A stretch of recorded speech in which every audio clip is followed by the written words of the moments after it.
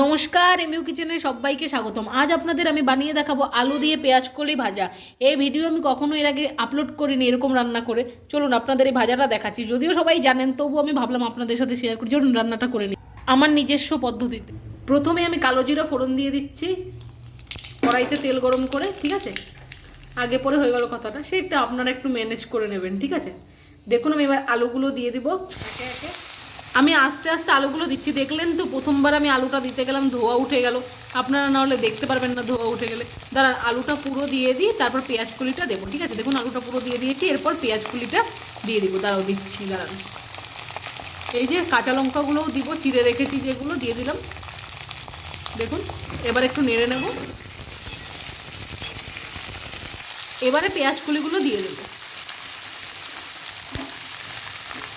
আপনারা চাইলে কালো জিরা ছাড়াও ভাজতে পারেন, কিন্তু যে কোনো ভাজা কিংবা চচ্চড়িতে কালো জিরাটা খুব সুস্বাদু লাগে রান্নাতে, ঠিক আছে? দেখুন সব কিছু দিয়ে দিয়েছি। এরপর আমি নুন দিয়ে দেবো পরিমাণ মতো। দেখুন আমি নুনটা দিয়ে দিচ্ছি ভালো করে, 2 চামচের মতো দিলাম, ঠিক আছে? নেড়ে নিচ্ছি। 2 চামচ মানে দুবার করে দিলাম, ঠিক আছে? একটু একটু করে। আসলে ছোটো চামচ তো বোঝা যায় না আর কি।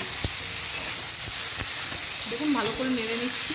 আপনারা কে কে আলু আর পেঁয়াজ কলি ভাজা খেতে ভালোবাসেন অবশ্যই জানাবেন। দেখুন কত সুন্দর লাগছে দেখতে। এবার আমি ঢাকা দিয়ে 5 মিনিটের জন্য ঢাকা দিয়ে দেবো, গ্যাসটা লো ফ্লেম করে। দেখুন 5 মিনিট হয়ে গেছে, এবার ঢাকাটা আমি খুলে নেব।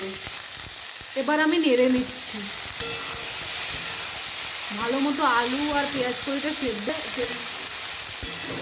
দেখুন আমি নেড়ে নিচ্ছি কত সুন্দর করে। এবারে হলুদ দিয়ে দেবো। দেখুন আমি দিয়ে দিচ্ছি পরিমাণ মতো হলুদ।